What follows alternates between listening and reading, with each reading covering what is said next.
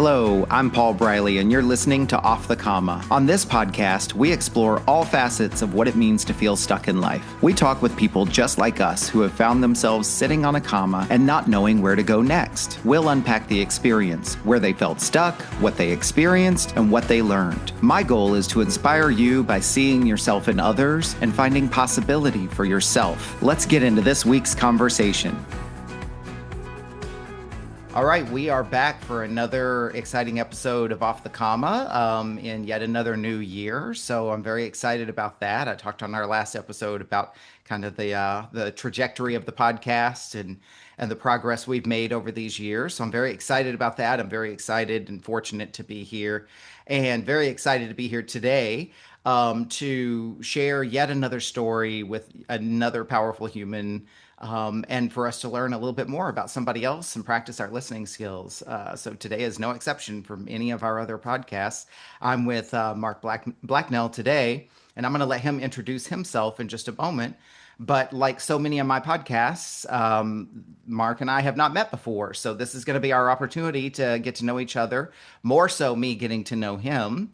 And learning a little bit about Mark through his story. So, Mark, I'm going to stop rambling and hand it over to you. So, why don't you introduce yourself and start by telling us how would you like to be known, and then anything else you might like for folks to know about you. Well, thank you, Paul. Thanks for having me here this morning. I love the concept of the show. Thank you very much. Yeah, and that's why I agreed to be here. So I guess in describing myself, we should start at the beginning. I would say, like all of us, I'm an amalgamation of primordial energies and forces since the beginning of time, matter and various things. So that actually defines me within myself. I use that expansive sort of reference to help me in life. I don't know if have you heard of John Callahan, the cartoonist? I might be familiar. I'm terrible with names, so I might be familiar with the work, even if I don't know the name. He was a pretty controversial guy. And one of my favorite cartoons of his, it's a guy standing at a podium addressing a crowd. And he says, I'd like to thank all those who made it possible for me being here today. And then down from the podium, it starts kind of with an amoeba, and then a fish, and then a dinosaur, and then a caveman, and then the guy at the podium. Nice. Well, you could take it a step further and go from before the amoeba, the asteroid, and then the planet before that, and the stars. Yeah, you could go all the way back to the creation or singularity point, and then probably we can't, but you could probably go back before that. So that sort of expansiveness really helps me define myself and take myself less seriously. And yeah, speaking of that, I dropped my daughter off at school this morning, and then I was getting out of the car, headed back to my house, and the sun was behind me. And I looked on the lawn, and there was like a 30-foot shadow of me. It was like a giant. And I was like, wow, I had never seen my shadow stretched out like that, especially not. It was just perfect. I mean, 30 feet, I'd say, maybe even more. And I started moving my feet and my hands and my legs. And then I started humming Michael Jackson. So it was really fun. And I noticed the shadow. If I was in a rush, I always walk really slow. My kids complain all the time, Dad, come on. But I noticed it. And then I had fun playing with that shadow, and that's light coming from the sun. It takes quite a while to get here. Yeah. So I have kind of that deep side, that expansive side. And then that actually allows me to have more fun and feel more light in my life.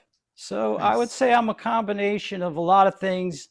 I'm certainly a flawed individual, but I've learned to sort of understand those characters within me and those voices and laugh at them whenever possible and implement them into the whole you know, balanced package, as balanced as I can be. Mm. Nice. Mark, what else would you like for people to know about you? This is that opportunity that I give folks to, whether it's talk about your work or talk about your hobbies and interests, just, kind of briefly before we get into your story, what else might be Absolutely. important? Sure. I always feel a little funny talking about myself because of that expansiveness, Mm, whatever we think we are, or at least what I think I am, I'm not. mm, But I do some cool things that make my life extremely interesting. First of all, I'm a father of two teenagers, and I'm a single father. I have the kids 1 week off, 1 week on. Mom has them, the other week. mm, And it's actually worked out really well. Also, as you can see by this getup, I'm I'm what's called an entrusted layperson in the Soto Zen tradition. mm, So I'm kind of like a street. I wouldn't say a teacher. I'm always a beginner. I'm always a student of Zen. So I don't call myself a teacher, but I'm kind of like a street guide. I'm out there in the real world, not in a monastery. mm, And in that capacity, I kind of found some niches. I mean, the niches really found me, to be honest. And this meditation thing has taken over my whole life. So I work in an assisted living home. mm, I had no clue when I walked in there that it would be one of my niches in life and that, mm, my balanced meditation would yield that fruit. But I teach meditation and I generally act goofy and I drive this huge bus which has been a mm. very it's been a very interesting experience. It sounds like it. It sounds like there's been a lot of richness in your life and that there's been a lot of kind of self-reflection. Seems like potentially a lot of personal growth and a lot of Well, looking inward and outward, right? yeah, I was a Marine,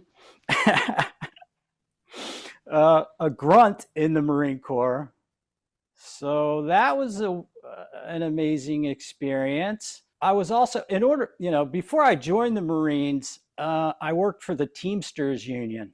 Hmm. Jimmy Hoffa Jr. was actually the president of the union at that time. Wow. And I got kind of involved as, I would say, a low level bookie for the Irish mob. I mean, that's all a whole nother story. So Hmm. I joined the Marines because I needed to get out of that life. I Okay. owed Big Sween $3,000. So, there was a little Sween. He's the one that got me in. And then there was Big Sween. Little Sween was already big enough. But Mm. my point to all this is that I went to my father and I said, I owe a pretty tough guy 3 grand. And he said, well, let's get you some credit. I'll co-sign for a loan at the credit union. And when you're in the Marines, you can pay it off and get yourself some credit. So I went into Big Sween with $3,000 cash at the Lamplighter Tavern and paid him off. And I said, Sween, I'm joining the Marines. And he said, that's wonderful, son. Wow, great, great. He said, when you get back, I got a job waiting for you. Well, I never went back. Nice. Mark, we'll get into our 5 questions here in just a second. One of the first things I like to ask every guest briefly is, as you think ahead to the next 30 or 40 minutes or so of telling your story, what would be your intention for yourself today? To pay attention and be present and have fun. And also, if a few people can dig what I say and it helps them in some way, what more can we ask, Paul? Hmm. Well, that's kind of my intention. My intention is to support you in that intention, create the space for you to be able to tell your story today.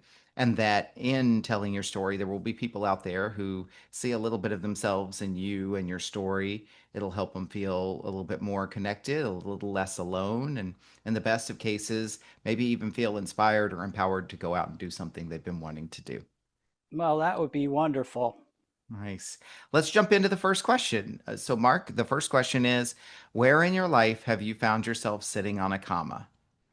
So that means stuck, correct? It can mean whatever you need it to mean. Like when the metaphor came to me years ago, it was kind of stuck or on pause or in between. Every single guest has really kind of interpreted it in their own personal way. So it can mean stuck. It can mean anything kind of peripheral to that, whatever it means for you. Sure. I would say I'm 55 years old, and up till about 5 years ago, I always felt stuck. Mm, mm, But I don't feel stuck anymore. But I can go back to those times, and I certainly do.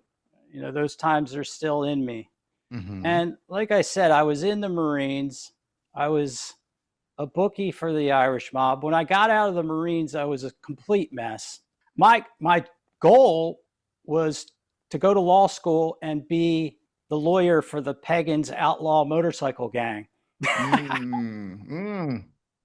I'm sorry if I laugh. My teacher says he doesn't like my nervous laugh, but it's not nervous. I just take myself not so serious. I, Okay. I make myself laugh quite a bit.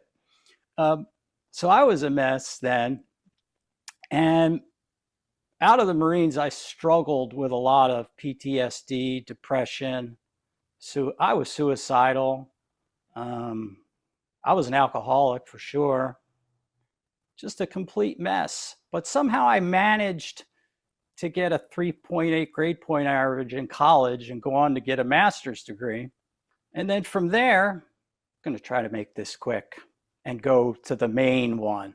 It was about 2006, and I was working for the administration of the governor of Pennsylvania. Like I said, I went on and got a master's degree despite never getting help for my mental illness or my PTSD. Mm, Somehow the discipline of the Marines enabled me to push through it all, but I certainly wasn't happy. So I was living in Harrisburg, Pennsylvania, and working in an appointed position for the administration. And I just was not happy. I was not healthy. I had high cholesterol, high blood pressure. I was overweight. I was drinking. I was eating wrong. And I was stuck, man. I really mm, was. And I came home from work one day, grabbed a beer, sat on my chair, and turned on the TV like I did every night. And I was channel surfing. And all of a sudden, this nature program came on PBS, which I think we should support, by the way. Okay. It came on PBS, and it was this Israeli ornithologist bringing Jewish kids and Arab kids, Palestinians and Israelis together to teach them about birds and how birds know no boundaries. Mm, And I was so inspired by it. Here were these kids sitting there together, mortal enemies. And they were all fixated on these birds. He had birds with him. He let hmm one go. The kids did it together. And I was so inspired. I went into work the next day, and I went to my mentor at the time, a really cool guy by the name of Jim Brett. He was the curator. Before he worked for the governor, he was the curator of Hawk Mountain Bird Sanctuary in Pennsylvania, which is a really cool place if anybody ever has a chance to go there. mm, And I told him I saw this Israeli ornithologist on TV, and he was bringing Israeli and Arab kids together, and he stopped me. He said, Yossi Leshem. I said, yeah. He said, he's one of my best friends. I mm, said, get out of here. Back then we had these black books, we didn't have, nothing was computerized. right. He had this black book. He pulled it out. He looked up his number, picked up the phone, dialed it, and he was like, Yossi, there's this young kid here. He's a pretty good kid. He's got something to say to you. And he handed me the phone. Mm, And I said, and Yossi was like, hey, how are you? Good to meet you. Mark, oh, great. And I was like, I'm so inspired by your work. Wow. He's like, come over, work for me.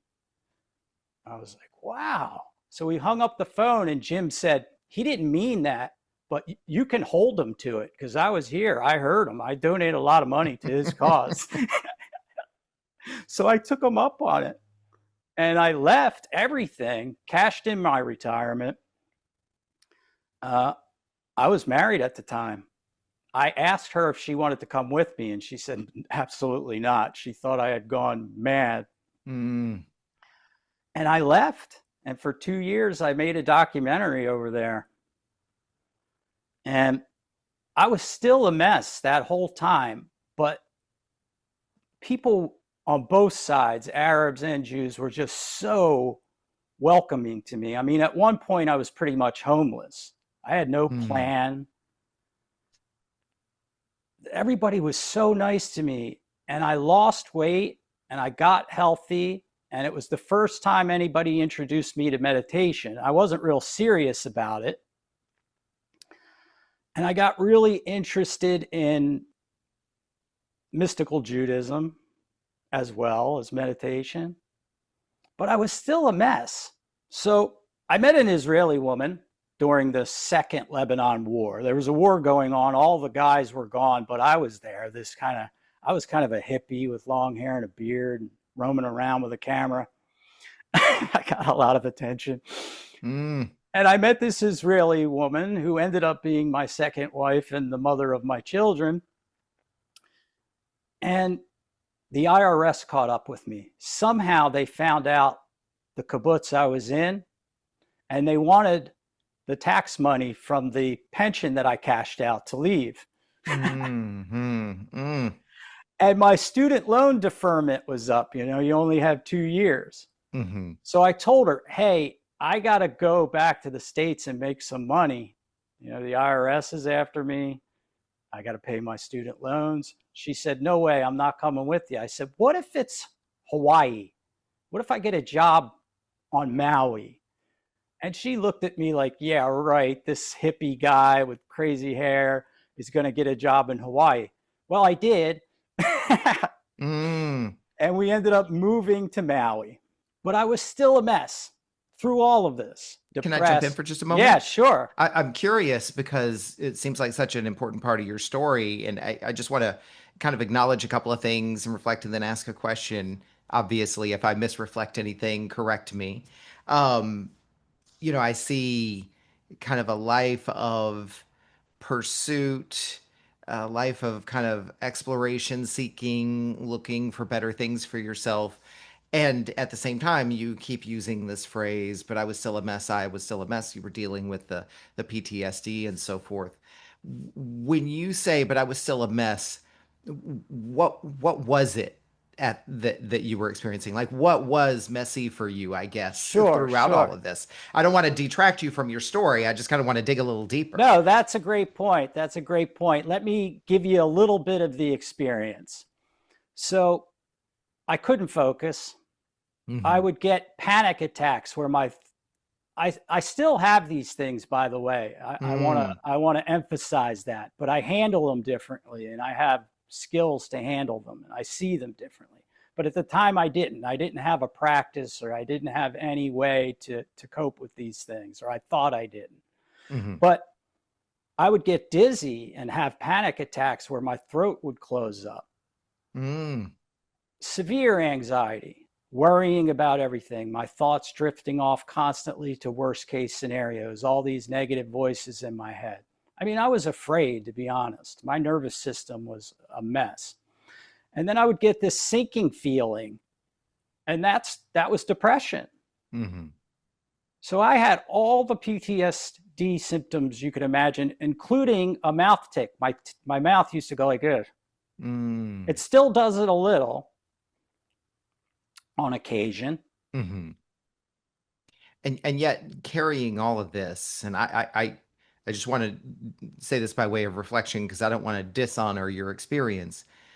You're still describing yourself moving through life, making conscious decisions, taking actions while carrying all of this. That had to be challenging, to say the least. Oh, it was challenging just to get up in the morning, but somehow I did it. But it was exhausting, and I always felt tired, and I didn't feel happy, and I didn't really appreciate life. So pushing through it is one thing, but then having the space to feel calm and warm and Mm. optimistic and friendly and Mm. not wanting to, beat people up, which was kind of my personality. I'm from Philadelphia too, originally. So, Mm-hmm. growing up in Okay. Philly in the 70s was not easy. It's a pretty Okay. tough place. So, to soften up, warm up, appreciate life, have fun, and actually enjoy it and help other people is far different than where I was, which was Mm. struggling, tired, depressed, pessimistic, fearful, and defensive. You really shine light on, I think in our culture here in the West, in the United States in particular, it's often celebrated the grit and the pull yourself up by your bootstraps and pushing through and grind and hustle and so forth. And yet, I feel like you really shed light on the fact from an entirely different point of view and from an entirely different perspective as someone living with PTSD and all of these things that you were carrying. That's not always something to be celebrated. It may be necessary for survival or necessary in the moment, but I really appreciate and I'm grateful for how you shared. It's like, and sometimes we seek and want to have comfort and calm and happiness and peace and those things, those aren't always in line with grind, hustle, and push through. Yeah, and I think a fulfilling life, or even if you want to call it a spiritual life, or if you want to call it a successful life, they're all the same thing. To have that, I need to appreciate it. Mm-hmm.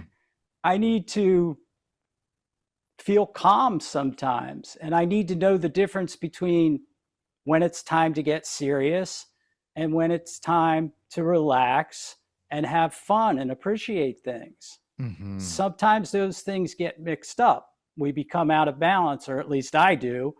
I Mm-hmm. get too serious or I get too lax and Mm-hmm. undisciplined, and it's all big party. Mm-hmm. So I had to figure out how to stop going from one extreme to the other and chasing one solution after another. And I know you're not going to like this, Paul, but moving from one place to the next. Mm. I was kind of running from myself, to be honest. I thought, oh, a change of scenery will make me feel better. A change of woman, partner will make me feel better. A change of this. I was always chasing something, kind of like a hound dog, looking for a prisoner, always sniffing around. I mean, maybe my mind did have fleas. I don't know. Mm. I can relate, self-referencing a little bit. I can kind of relate to that. So, um, I when I asked the question earlier, I think I interrupted your story. You had said, and now we're off to Hawaii. Yeah, And by the yeah, way, I'm still, I forget the exact words you use, but I'm still a mess.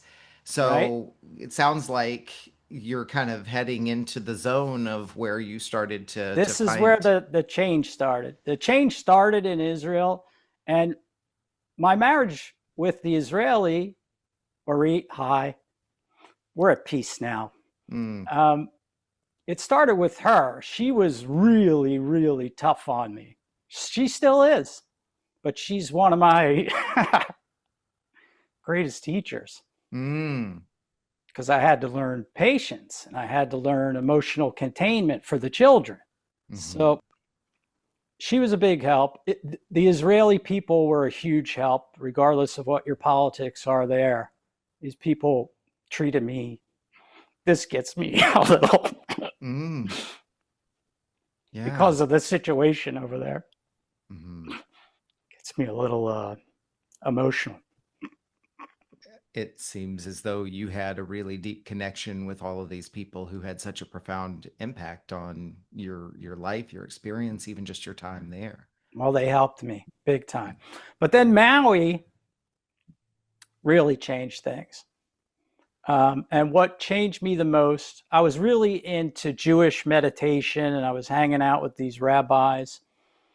And I met just some high quality people, some names I don't name drop, but some names everyone knows. I lived in this little cabin at the 4,000-foot point of Haleakala, place called Upper Kula, and Poly Poly Road, brah. If you're from there, you know what I'm talking about. And I was surrounded by really successful, wealthy, famous people, and became friends with one in particular. And that really helped me feel better about myself. Like, if this guy thinks I'm great, I must be not so much of a mess. But what really changed me was when my ex-wife got pregnant with my daughter. I said to myself, man, this Marine gung-ho, like you said, pushing through, grit, you know, rugged individualism, solve it myself, Navy SEAL, you know, Marine Corps, self-help book, a lot of those out there.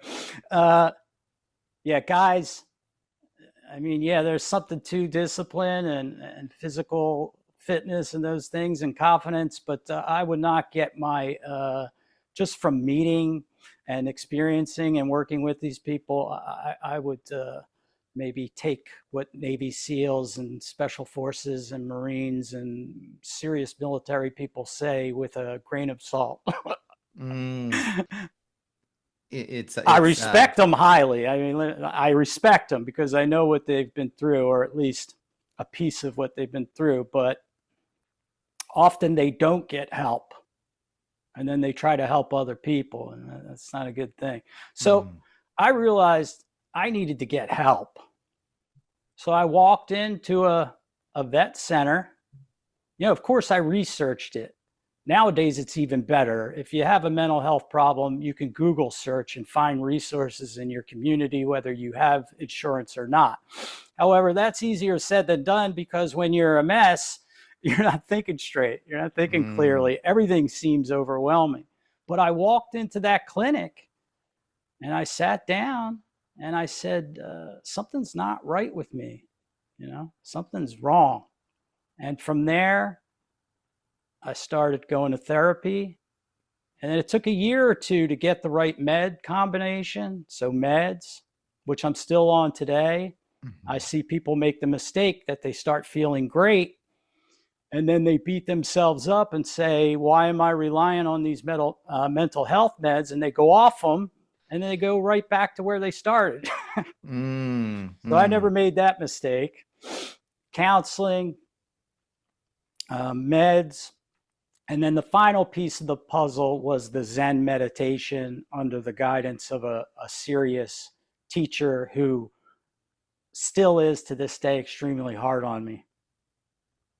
Well, what do you think was, I'm going to get to our second of the 5 questions here in a second, but there's a lot of things we can explore. So me asking this question, I don't want to diminish or detract from any of the other things that you did at that time, but I'm really curious, since you kind of underscored the Zen meditation, what do you think was the difference there? What made that a big difference for you?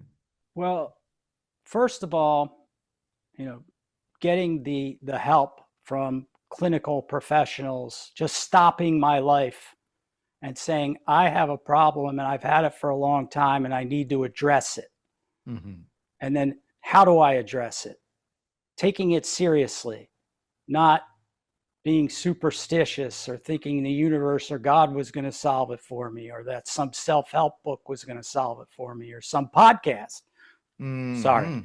No, not going to say you there. So I had to stop my life in its tracks and address my issue. And Zen meditation, I studied Judaism seriously and was converted.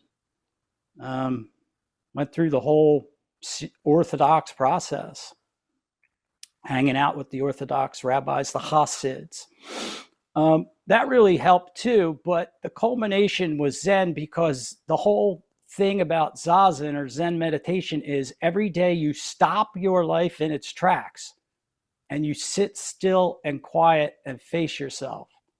Mm. And that enables me, at least, to realistically look at what's going on.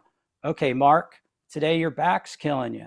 Okay, Mark, today you're worried about something. Today you're this. It's kind of like a little inventory. Now, you don't go in, I'm going to inventory myself today and take note and scan. And that's not the way it works.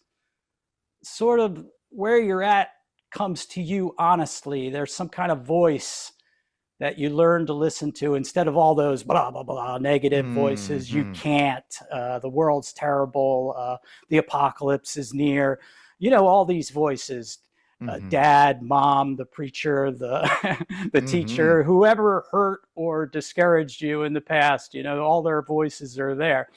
I had to hear like the good coach, the good teacher, the good people I met in life. I had to hear their voice. And I call it the coach. Some people call it God, the universe, the balance of nature, whatever you wish. I had to Mm-hmm. start focusing on the voice that I knew was balanced and stable and good for me. And in meditation, I was able to kind of see through all those funny little insecurities, and some of them not so funny, the Mm-hmm. dark side. You know, I still have a dark side. I can't lose track of that. That gets Mm-hmm. dangerous if you think you're perfectly balanced. And because I wear a robe and a rockasuit, that's what this is called, Mm-hmm. that, you know, in some way I'm perfectly balanced all the time. That's delusion. So it stopping still, I face a wall. I just stare at the wall. These things just come and they go and they come and they go day after day, year after year after year. And it's just a safe place to address your issues calmly, peacefully, and clearly. So, like, my meditation mat to me is like home. Mm-hmm. It sounds like it had a really profound impact on your trajectory. It's a good transition into the second question. And so, if there's more story to tell, obviously continue. I feel like you may have shared a little bit about this already, but question two is, what did that create for you? As you look back at this comma you were sitting on, what did it create for you? Sure. Like when I first sit down, everything's wobbly and vibrating, and Mm, it's kind of like a car that's out of balance. And then as I sit in the position, everything stabilizes and I can see things clearly. Now, what stability, you know, like my family has some issues. I love them all. But I tell them all the time, if you want the family to be a happy, fun place and not filled with all this stress and drama and heartache, we all need to stabilize. mm, mm, Stability breeds stability. We need stability. We need stability, a relative amount of stability. Now, in the beginning, like I said, I wasn't stable, but how did I find stability? I stopped and took my mental illness serious. I stopped all that wobbliness. You know, in meditation, you sit down and at first you feel like you're still, but it feels like my whole life was like that. So I had to stop and address my issue. And that's always the first step. Stop mm-hmm, and take it serious. You know, it's now, for some people, for me, it was now or never. mm-hmm.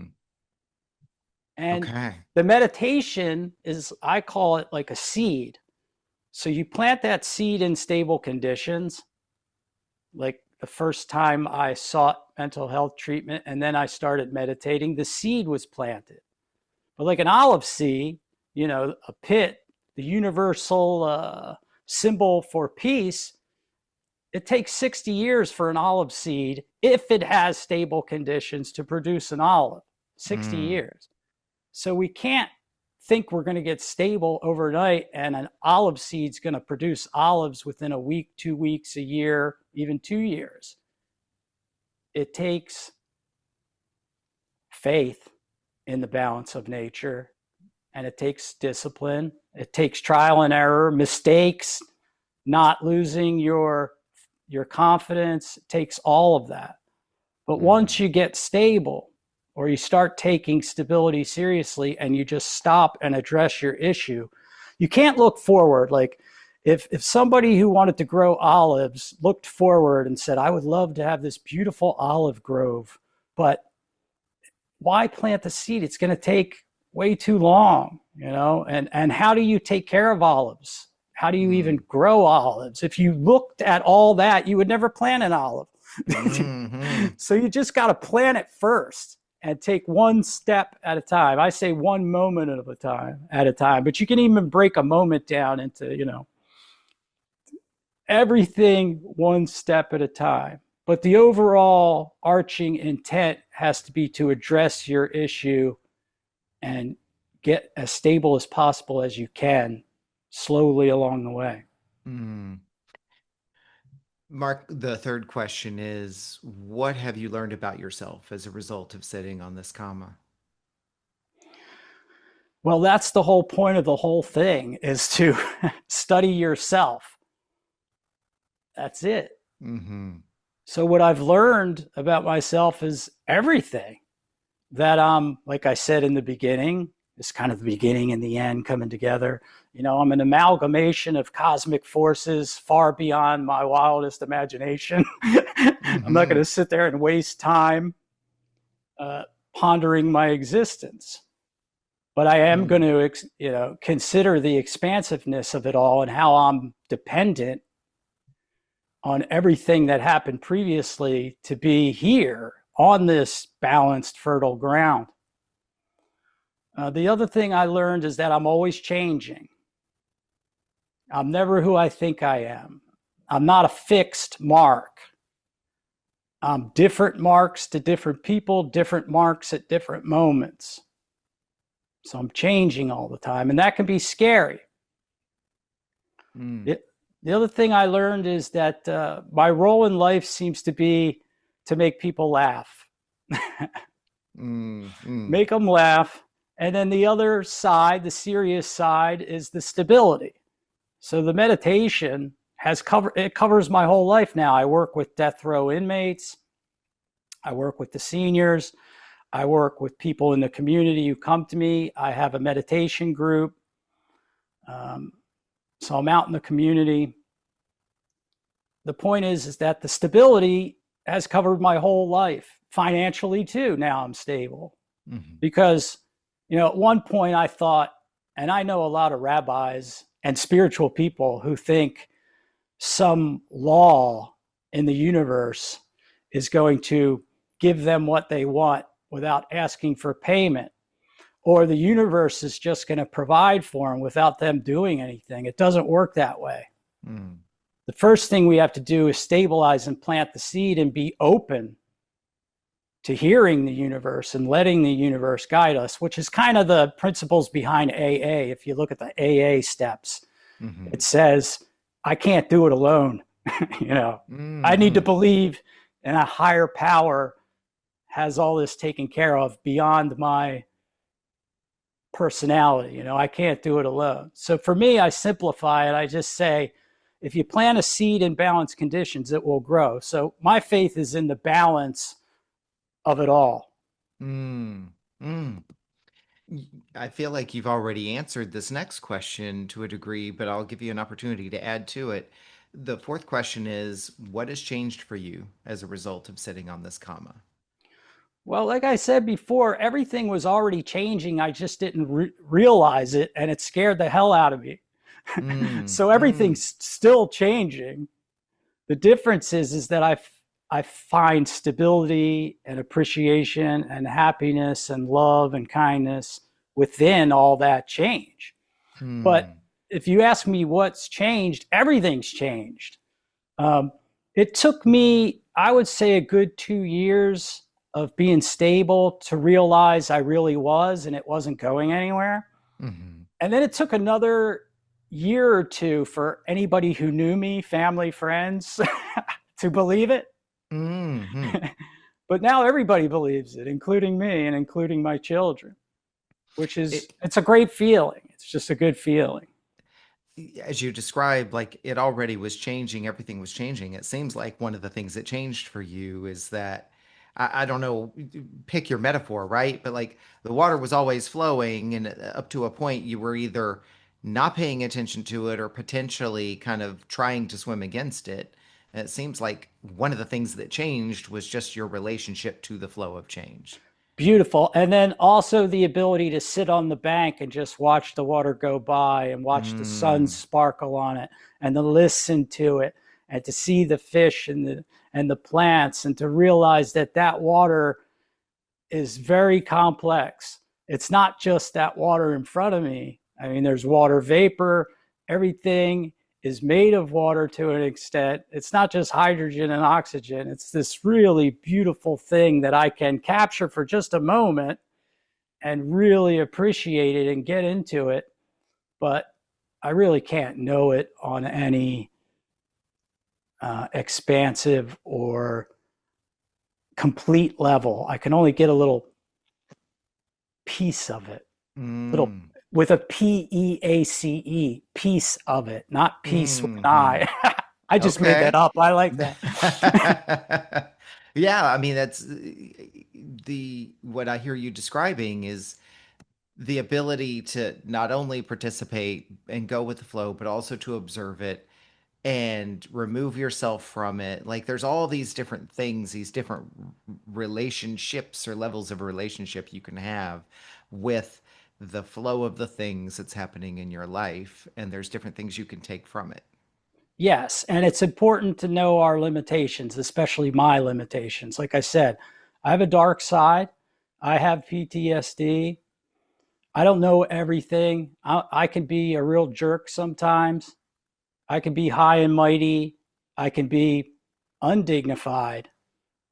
I can be stressed and worried just like anyone else. So I Mm, think the real important thing is to be realistic and not climb up onto some ivory tower and think mm, I'm up there and everybody else is down there.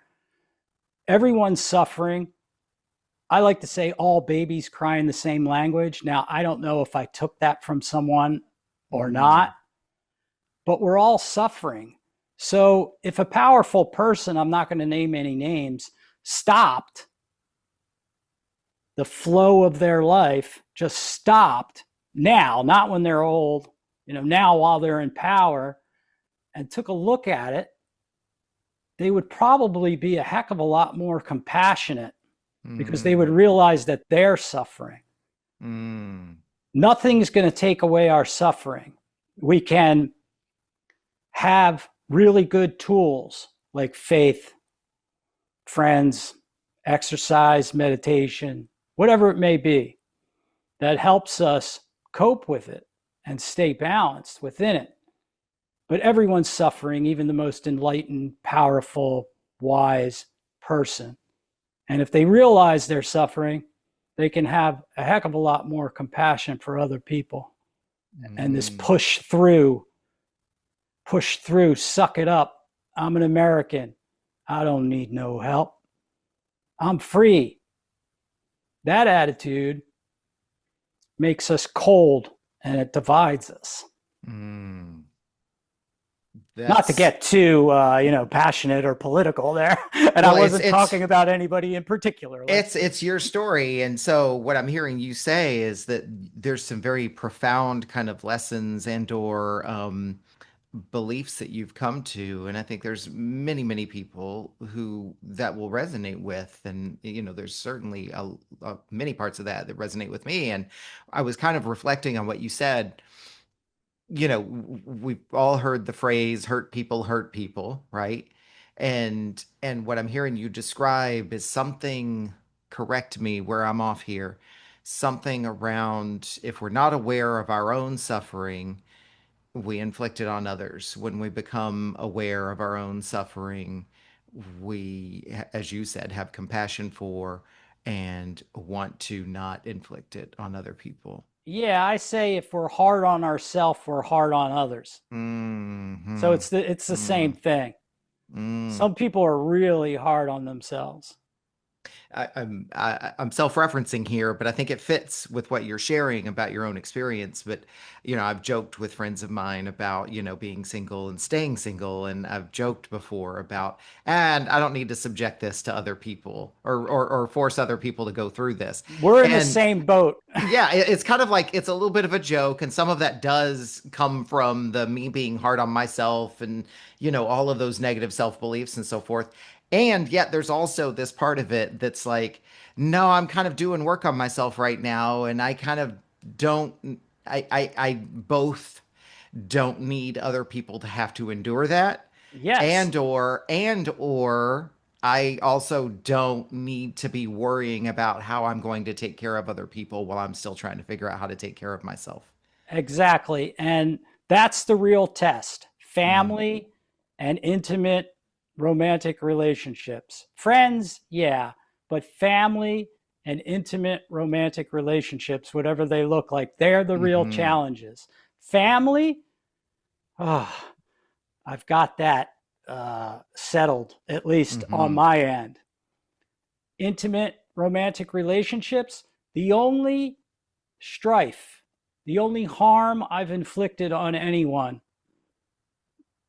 I don't want to make a bold statement like that, and it wasn't intentional, but I can't have a stable relationship yet. Every time I think I'm ready, it doesn't work out. hmm And hmm it's exactly what you just said. So I think the final piece of the puzzle for me, not that I'm lonely, not that I, don't see women and date and all that, but the final piece of the puzzle will be when I can settle down into a meaningful relationship with the opposite sex successfully. Now, success means being adaptive and not losing your temper and respecting one another and there's a lot to it, hmm but I'm not there yet. That's why monks stay in monasteries and are celibate. hmm hmm Unfortunately, or fortunately, I think I'm out here doing monk-like things in on the street in Florida, a very conservative place. Yeah, yeah. Um, I've been challenged before by people who say, well, the only way you can practice that stuff is in a relationship, right? Like the only way you can learn how to be in a relationship is to be in a relationship.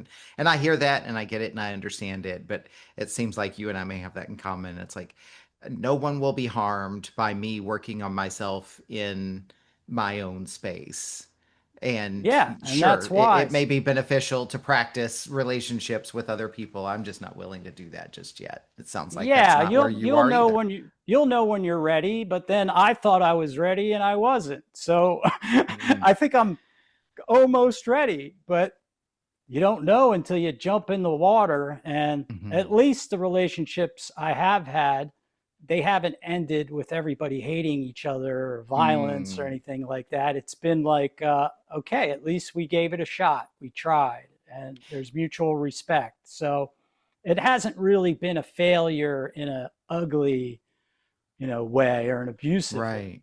But but correct me if I'm wrong, Mark. What I believe I'm hearing kind of the theme of your story today to be is that it's been the relationship with yourself that you have most worked on and that you have, I mean, you've been in relationships, but what you've told today is kind of a trajectory of your relationship with yourself and all of these different facets and elements of your life's experience. Yeah, I mean, in my family, they'll say, well, how can we help her? And I say, well, the way to help her is to help yourself. If you're stable, you're in the best position to offer her stable advice Hmm and a stable. But if you're not stable, you can't help.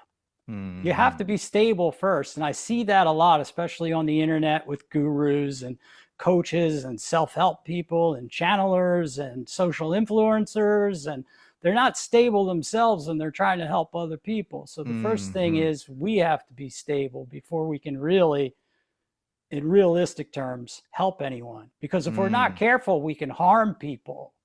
absolutely. Yeah. Mark, obviously, in the interest of time, I want to kind of keep us focused on the questions. There's one of the five questions left, and that is, what does getting off the comma look like for you? Well, I could just sit here still and silent and stop and Mm, address reality right now.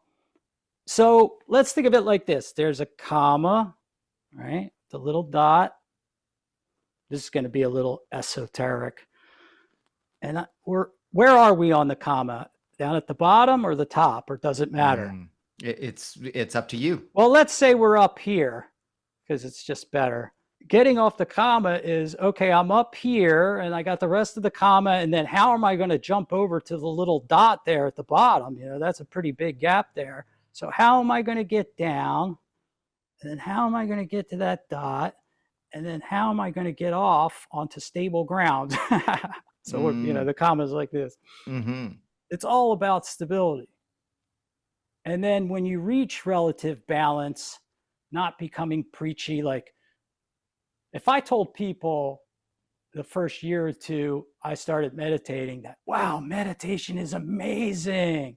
Yeah, I'm perfectly stable now. You just sit there and stare at a wall. They would have thought I was off my meds or I joined a cult. Mm, I'm not in mm. California. I'm not in Northern California. I'm here. Uh, they would not have believed it, and they would have thought I went over the deep end. So it's not about going out there and telling people how to get off the comma, right? Like you Mm, said, it's not about giving advice. It's them figuring out how to get down, jump over to the dot, and then get on stable ground. And then the rest will reveal itself. You got to just stop and focus on the problem or your stability first. So I would mm. say that's getting off the comma. I mean, really getting off the comma, like Mm-hmm. boom, da, now you're down. I love it. And everybody's experience is unique, and that's been one of the things that I've enjoyed about this podcast is hearing how people interpret the metaphor, obviously what people's experiences are, and then getting off of the comma. So in addition to what you shared, I've heard people talk about sliding off the comma, jumping off the comma, stepping off the comma, and so it's just so rich in how you can look at it and interpret it in your own way. Yeah, I would say little by little, one step at a time. Don't look Hmm. down. Don't look down, and don't worry about that gap at the bottom. Right. Okay. Well, Mark, certainly I know you've had a rich life and there's so much more you could share with us. If people did want to connect with you, reach out, follow you, see what you're up to, I'll put all the links in the show notes. Where could people find you out there on the socials? Yeah, you got the site, and you're gonna put that up there, and then there's social media, and then in my community, I have a meditation group, Lighten Up and Root Down, it's called. And we do events, and we go to the farmers market and show people how to meditate and do sound bowls. So if you're in Florida, in the Vero Beach, Sebastian area or the Treasure Coast, look me up. Nice. Awesome. Yeah, definitely go to the links in the show notes. There's quite a few of them there. Mark, one last thing before we close out, and this is something we do with every episode.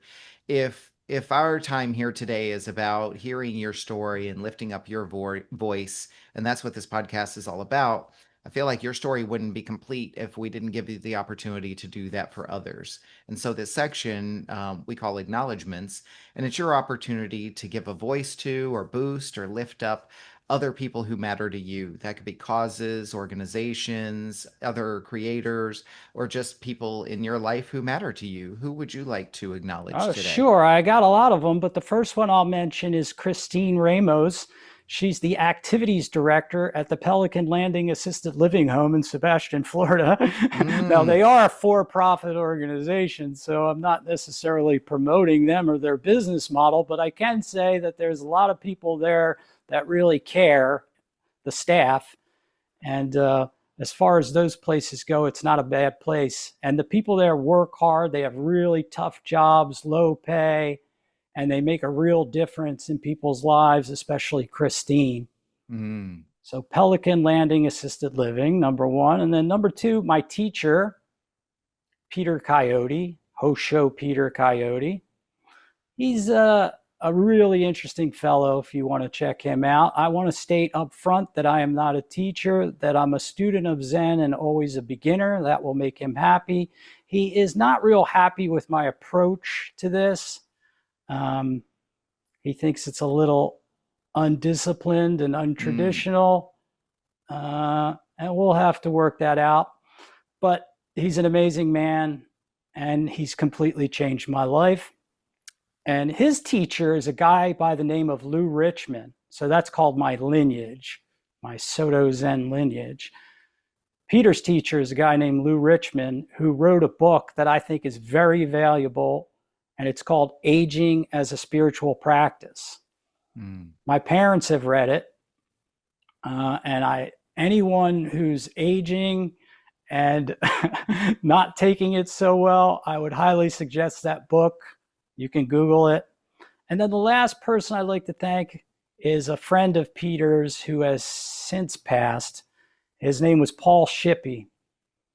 And he taught a course called Nonviolent Communication.